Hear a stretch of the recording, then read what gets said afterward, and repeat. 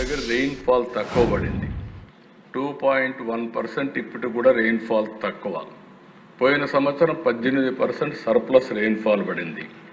అయితే ఈరోజు ఇక్కడ రాష్ట్రంలో చూసినప్పుడు లాస్ట్ ఇయర్ కంటే 1.25 మీటర్స్ గ్రౌండ్ వాటర్ పెరిగింది. వాటర్ మేనేజ్మెంట్ సమర్థవంతంగా పనిచేసిన దానివల్ల 1 సెప్టెంబర్ 2025 చూస్తే 8.43 మీటర్స్లో మన దగ్గర ఉంది. కానీ ఇంకా కొంత రెయినీ సీజన్ ఉంది. అల్టిమేట్గా ఇది ఏ 7, 8 వస్తుంది, 7, 6 వస్తుంది. కానీ మన ఉద్దేశం +3 రావాలని మన ఉద్దేశం. దీనివల్ల మీరు చూసినప్పుడు ఈరోజు మనకు నీళ్ళన్నీ కూడా 697 టీఎంసీ నీళ్లు 1 డిసెంబర్కి మనకు అవైలబిలిటీలో ఉన్నాయి. లాస్ట్ ఇయర్ అయితే 509 ఉన్నాయి. 188 టీఎంసీ అదనంగా ఈ సంవత్సరం మనం భూగర్భ జలాలు పెంచుకోగలిగాం. రెండోది సాయిల్ మాయిశ్చర్ కూడా. ఈ విషయం కూడా మీరు గుర్తుపెట్టుకోవాలి. భూమి తేమ ఉంటే నీళ్లు తక్కువ అవసరం అవుతాయి. భూగర్భ జలాలుంటే భూమి ఒక జలాశయంగా తయారవుతుంది. అందుకని ఇక్కడ చూసినప్పుడు 18 సెప్టెంబర్కి 2025లో 84.51% మాయిశ్చర్ హోల్డింగ్ కెపాసిటీ వచ్చింది. దీనివల్ల అదనంగా 625 టీఎంసీ నీళ్లు మనకు అందుబాటులోకి వచ్చే పరిస్థితికి వస్తుంది. అంటే లాస్ట్ టైం కంటే కూడా లాస్ట్ టైం 559 ఉంది, ఈసారి 625 ఉంది. అంటే ఈ విషయం ఎందుకు చెప్తున్నానంటే మీ నియోజకవర్గాలకు సంబంధించి మీకు ఒక బాధ్యత అప్పచెప్తున్నాం. ఒకటి, జలాశయాలు ఉంటే జలాశయాలు నింపుకోవడం. మైన్ ఇరిగేషన్ ట్యాంక్స్ అన్నీ కూడా పూర్తిగా వాటర్ మేనేజ్మెంట్లో అన్ని మైన్ ఇరిగేషన్ ట్యాంక్స్కి నీళ్లు ఇవ్వడం. ఇది అయిన తర్వాత ఎక్కడికక్కడ భూగర్భ జలాలు పెంచే బాధ్యత కూడా తీసుకోవడం. ఒకప్పుడు చాలా ప్రయత్నాలు చేసాం అధ్యక్ష. కంటూర్ ట్రెంచెస్ కొట్టాం. ఫారెస్ట్ చుట్టుపక్కల అంతా కూడా ట్రెంచెస్ కొట్టి అక్కడి నుంచి ఫారెస్ట్ ఏరియాలో ఎక్కడికక్కడ చెక్ డ్యాములు కట్టాం. ఎందుకంటే అడవి ప్రాంతంలో కూడా వచ్చే నీళ్ళన్నీ అక్కడే మనం కానీ భూగర్భ జలాలుగా ఇంకించగలిగితే ఆ ప్రాంతం అంతా కూడా గ్రౌండ్ వాటర్ టేబుల్ పెరుగుతుందనే ఉద్దేశంతో మనం అలాంటి కార్యక్రమాలన్నీ చేశాం. అదే సమయంలో నేను మిమ్మల్ని కోరేది ఫామ్ పాండ్స్. ఒక్క అనంతపూర్లో 10 లక్షల ఫామ్ పాండ్స్ కట్టాం. 14 లక్షల స్ట్రక్చర్స్ అన్నీ ఈరోజు ఉన్నాయంటే ఆ రోజు చేసినట్టువన్నీ వచ్చాయి. ఇవన్నీ కూడా మళ్ళీ కోరుతున్నా. అన్ని స్ట్రక్చర్ని ప్రాపర్గా మేనేజ్ చేయడం. ఎప్పుడు కూడా అధ్యక్ష ఒక్క విషయం మనందరం గుర్తుపెట్టుకోవాల్సిన అవసరం ఉంది. నీళ్లు లేనప్పుడు బాధపడడం కంటే నీటిని సమర్థవంతంగా మనం మేనేజ్ చేసుకోగలిగితే కరువు అనే మాట రాదు. ఈరోజు అసెంబ్లీలో చెప్తున్నా, నా రాజకీయ అనుభవంతో తప్పకుండా ఆంధ్రప్రదేశ్ రాష్ట్రాన్ని డ్రౌట్ ప్రూఫ్ రాష్ట్రంగా, కరువు రహిత రాష్ట్రంగా తయారు చేసే బాధ్యత ఈ రాష్ట్ర ప్రభుత్వం తీసుకుంటామని కూడా మీకు హామీ ఇస్తున్నా. అదే మరి అధ్యక్ష, ఈరోజు మీరు చూస్తే మనకు కొన్ని వనరులు ఉన్నాయి. పోలవరం, హైదరాబాద్ నగరం, తెలంగాణకి వెళ్ళినప్పుడు ఇక్కడ వనరులు తక్కువగా ఉన్నాయి, కాంపన్సేట్ చేయాలనే ఉద్దేశంతో పోలవరాన్ని నేషనల్ ప్రాజెక్టుగా డిక్లేర్ చేశారు. 2014 నాకు బాగా జ్ఞాపకం. ఆ రోజు ఎన్డీఏ ప్రభుత్వాన్ని ఎన్నుకున్నారు. ఎన్నుకున్న తర్వాత ఢిల్లీకి వెళ్ళాం. ప్రధానమంత్రి గారి ప్రమాణ స్వీకారం. ఆ ప్రమాణ స్వీకారానికి పోయినప్పుడు నాకు ఈ ప్రాజెక్ట్ ఒకసారి స్టడీ చేస్తే నా అనుభవంతో చూశాను. అందులో మీరు చూస్తే 7 మండలాలు తెలంగాణలో పెట్టారు. అవి సబ్మెర్జెన్స్లో వస్తాయి. ఆ 7 మండలాలు కానీ క్లియర్ చేయకపోతే ఈ రాష్ట్రానికి ఆ ప్రాజెక్ట్ కట్టలేము. కేంద్రం అనుకున్నా కట్టే పరిస్థితి ఉండదు.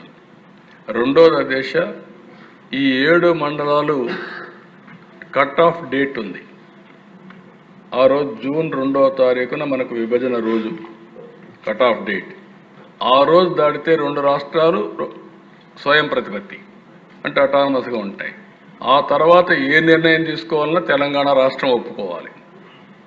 ఆ సందర్భంలో నేను ఒకటే రిక్వెస్ట్ చేశాను ప్రధానమంత్రి గారిని, కేంద్రాన్ని.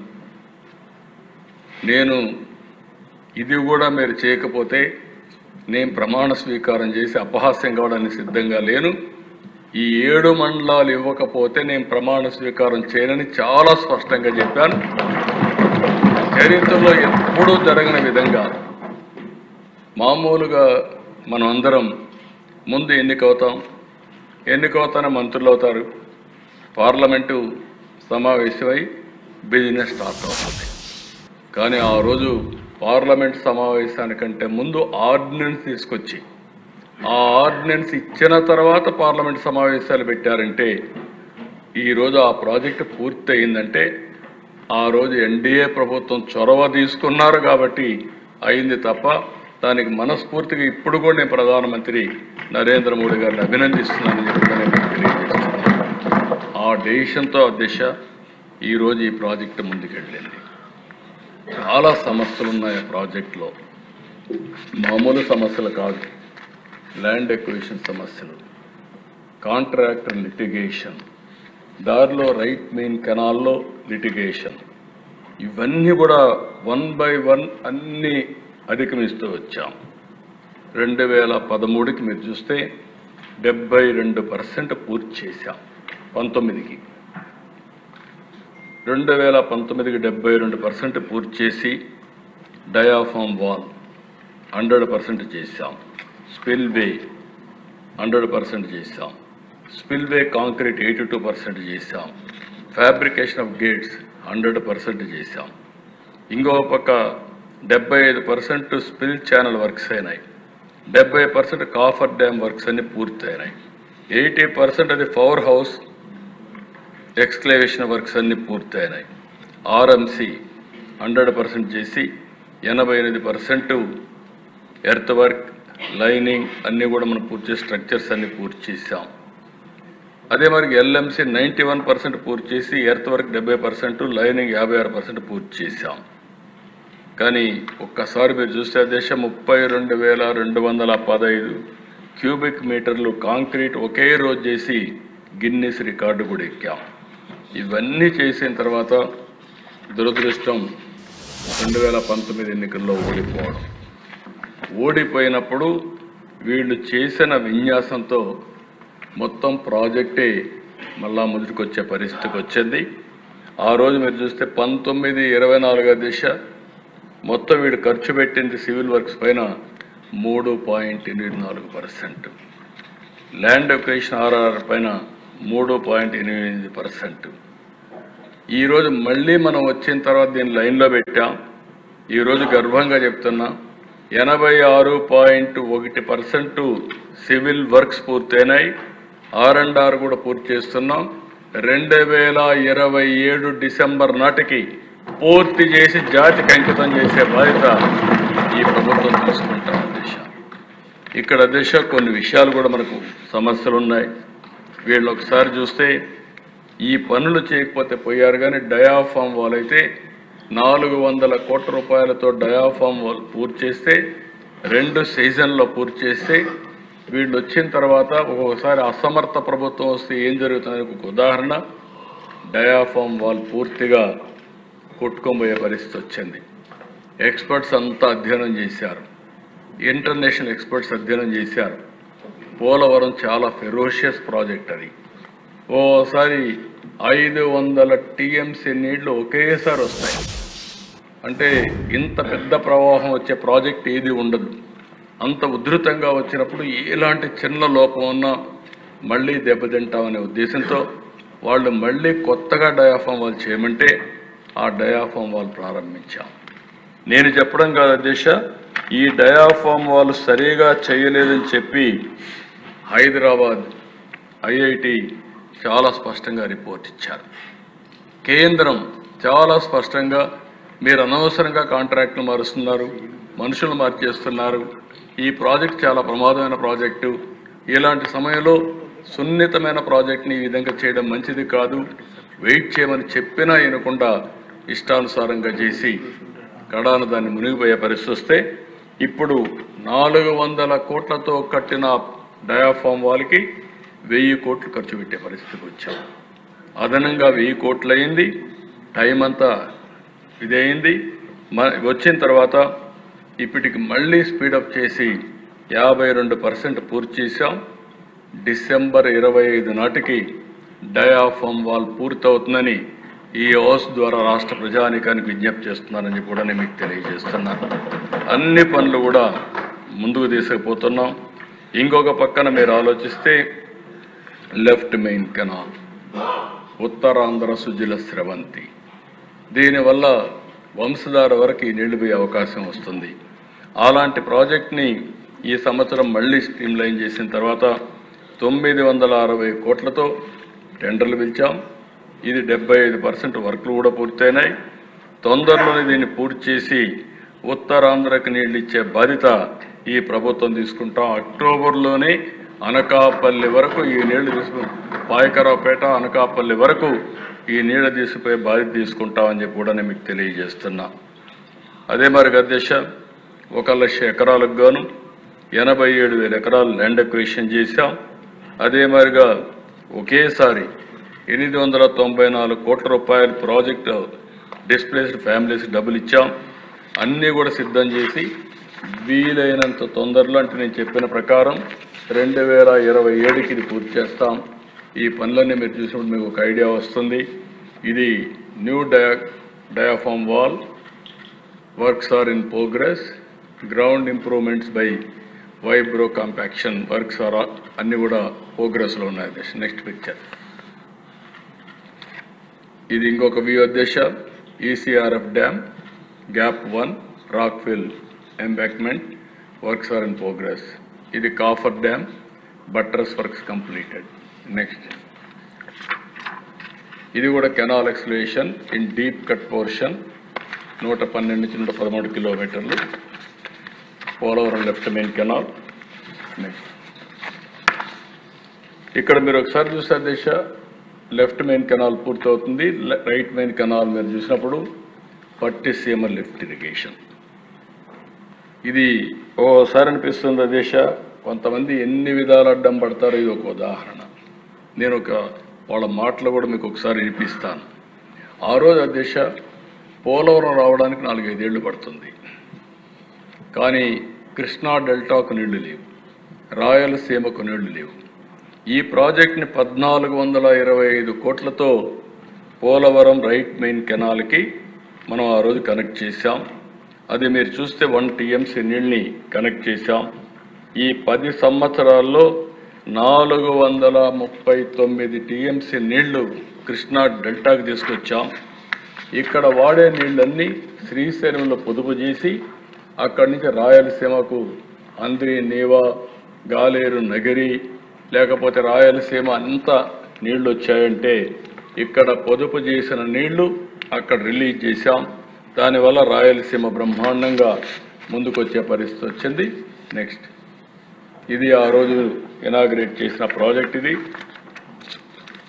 నెక్స్ట్, ఇక్కడ చూసే దేశ ఎంత ఆనందం కలుగుతుందంటే ఆ జలాలు చూసినప్పుడు, ఆ నీళ్లు చూసినప్పుడు మనసు ఉప్పొంగే పరిస్థితి వస్తుంది. అది ఓసారి చరిత్ర. ఇలాంటి పనులు చేసి మంచి పేరు తెచ్చుకోకుండా వీటికి అడ్డం పడి చెడు పేర్లు తెచ్చుకునే వ్యక్తుల్ని ఏమనాలి నాకైతే అర్థం కాదు అధ్యక్ష. ఇది 1 year కాదు, 2020కి పూర్తి కావాల్సిన ప్రాజెక్టు 7 సంవత్సరాలు, ఇప్పుడు 2027కి పూర్తి చేసే బాధ్యత. ప్రారంభించింది మనమే, వీళ్ళు చెడగొట్టారు, మళ్ళీ కరెక్ట్ చేసి జాతికి అంకితం చేసే బాధ్యత ఎన్డీఏ ప్రభుత్వానికి వచ్చిందంటే అది పూర్వజన్మ సుకృతంగా భావిస్తున్న దిశ. లిఫ్ట్ కూడా ఆపేశారు, అది వాడలేదు దిశ. వీళ్ళ అహంభావం మీరు ఒకసారి చూస్తే ఆ లిఫ్ట్ను కూడా వాడకుండా ఆ లిఫ్ట్ వాడితే వీళ్ళకి నామోషి అధ్యక్ష.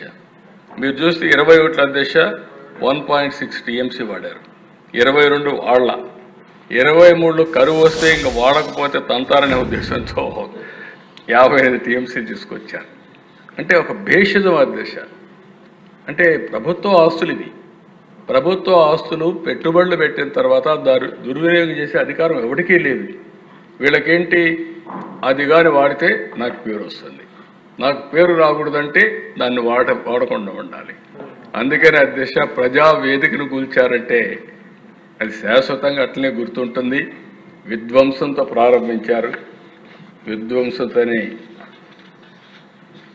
చరిత్రలో మిగిలిపోయే పరిస్థితి కూడా వచ్చారు. నెక్స్ట్ ఇక్కడికి వచ్చినప్పుడు దేశ రెండో ప్రాజెక్టు దేశ ఇది కూడా ఒక విచిత్రమైన పరిస్థితి దేశ.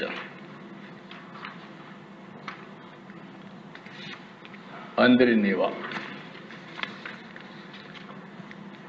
ఓసారి 87లో ఎన్టీ రామారావు గారు అందిరి నీవా సంకల్పించారు. అప్పట్లో మనందరం కూడా ఒకసారి గుర్తుపెట్టుకోవాలి, ఒక ఇంజనీర్ శివరామకృష్ణయ్య ఒక సంవత్సరం 1.5 సంవత్సరం ఆయన భార్య నేరుగా వెళ్ళిపోయి అందిరి నీవా ఎక్కడెక్కడ వస్తుందో మొత్తం మైల్ స్టోన్స్ చేయించారు. అప్పుడు అందరూ నవ్వారు.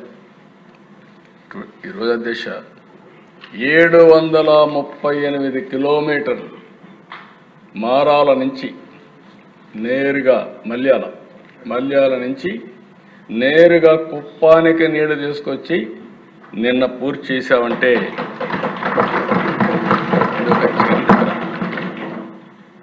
ఒకటి రెండు కాదు దిశ. ఇవి 738 కిలోమీటర్లు లాంగెస్ట్ ఇన్ ఏషియా. రెండో పక్కన చాలా లిఫ్ట్లు ఉన్నాయి. హైట్ అంతా కూడా మనం లిఫ్ట్ చేసి మొత్తం తీసుకొచ్చాం. దీంట్లో కూడా పెద్ద డ్రామాలు చేసే పరిస్థితికి వచ్చారు. ఇది 11 మార్చి 96 నేనే ఫౌండేషన్ వేసాను. ఎన్టీ రామారావు గారు సంకల్పించారు, ఫౌండేషన్ నేనే వేసా. జీడిపల్లి దగ్గర ఇక్కడ పయ్యావల కేశవ్ ఉన్నాడు, ఆయన కాన్స్టిట్యున్సీలో నేను ఆ రోజు ఫౌండేషన్ వేసా. అలాంటిది వీళ్ళు వచ్చిన తర్వాత నిలిపేస్తే 6000 క్యూసిక్స్ ఆఫ్ వాటర్కి మేము తెస్తామని హామీ ఇచ్చి ₹1 ఖర్చు పెట్టలేదు. వస్తానే 100 రోజుల్లో 3800 కోట్ల రూపాయలు శాంక్షన్ చేసి 3850 క్యూసిక్స్ ఆఫ్ వాటర్ ఆ కాలువలో పారిస్తుందంటే కడకు పులివెందలకు కూడా ఒక చెరువుకు నీళ్లు ఇవ్వాలని మా ఎన్డీఏ లీడర్స్ అందరూ అయితే ఆ పులివెందలకు కూడా నీళ్లు మనమే ఇచ్చాం అధ్యక్ష. ఆ చెరువుకు కూడా నీళ్ళు ఇచ్చే పరిస్థితికి వచ్చాం. అలాంటివన్నీ కూడా మనం చేసినప్పుడు ఒక సాటిస్ఫాక్షన్ అధ్యక్ష. ఈరోజు మీరు చూస్తే దీని మీద 13,000 కోట్ల రూపాయలు ఇప్పటికే ఖర్చు పెట్టాం. 13,000 కోట్లు ఖర్చు పెట్టాం.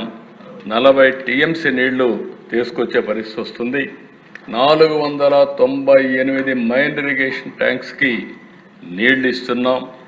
61 ట్యాంక్స్ ఇప్పటికే ఫుల్ అయినాయి. 138 టీఎంసీ 138 ట్యాంకులు పార్షియల్గా ఫుల్ అయినాయి. ఇంకొక పక్కన దారి పొడుగున మీరు చూస్తే అనేక రిజర్వాయర్లు 7 టీఎంసీ నీళ్లు పూర్తి చేసే విధంగా 6 రిజర్వాయర్లు పూర్తి చేశాం. అన్ని రిజర్వాయర్లు కూడా నీళ్లు వచ్చే పరిస్థితి వచ్చింది దేశ. ఇది ఒక కరువు సీమలో ఒకసారి మీరు చూస్తే నెక్స్ట్ ఇది ప్రారంభం చేశాం, వాటర్ రిలీజ్ చేశాం 17 జూలై 2025. నెక్స్ట్ ఇది జలహారతి పరమ సముద్రం ట్యాంకుకి నీళ్లు వచ్చిన రోజు దిశ. అది చూస్తే చాలా సంతోషం కలిగింది నాకు. 8 సార్లు ఓట్లేసిన కుప్పానికి నీళ్లు తీసుకుపోయి అక్కడ జలహారతి ఇచ్చానంటే నా జన్మ సార్థకమైందని భావించాను. అలాంటి ప్రాజెక్ట్ ఇది. నెక్స్ట్ ఒకప్పుడు వీళ్ళు మారీ చేసిపోతే లైనింగ్ అవన్నీ చేసి నీళ్లు తీసుకునే విధానం. నెక్స్ట్ ఇవన్నీ కూడా ఎక్కడికక్కడ వాటర్ అంతా వర్క్స్ అన్ని కంప్లీట్ చేసి నీళ్లు తీసుకెళ్ళాం. ఇక్కడ చూస్తే అధ్యక్ష ఒక విషయం మీకు అందరికీ చెప్పాలి.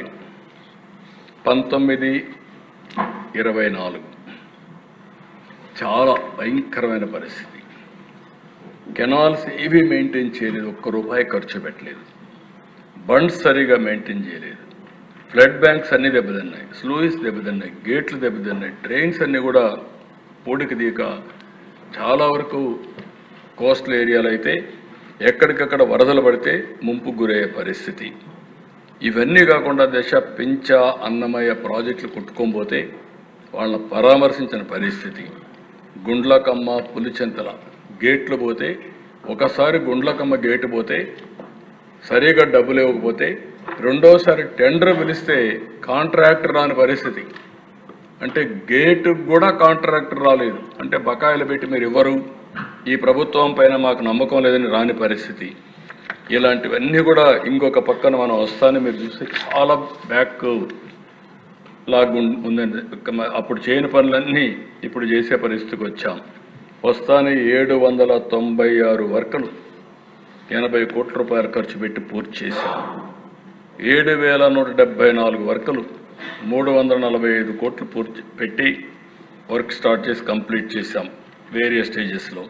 2316 వర్కులు 284 కోట్ల రూపాయలతో అవి కూడా పూర్తి చేసే పరిస్థితికి వస్తున్నాం. 643 వర్కులు 107 కోట్ల రూపాయలు ఖర్చు పెట్టాం. ఎప్పుడు కూడా అధ్యక్ష, ఒక ఆస్తిని క్రియేట్ చేయడం ఎంత ముఖ్యమో ఆ ఆస్తిని మెయింటైన్ చేయడం కూడా అంతే ముఖ్యం. నేను నా కళ్ళారా చూశాను. ఫస్ట్ కడియం ప్రాజెక్ట్, నేను ముఖ్యమంత్రిగా ఉన్నాను, వరదలు వచ్చాయి, గేట్ సరిగా ఆ రోజు మా వాళ్ళు మెయింటైన్ చేయలేకపోయారు.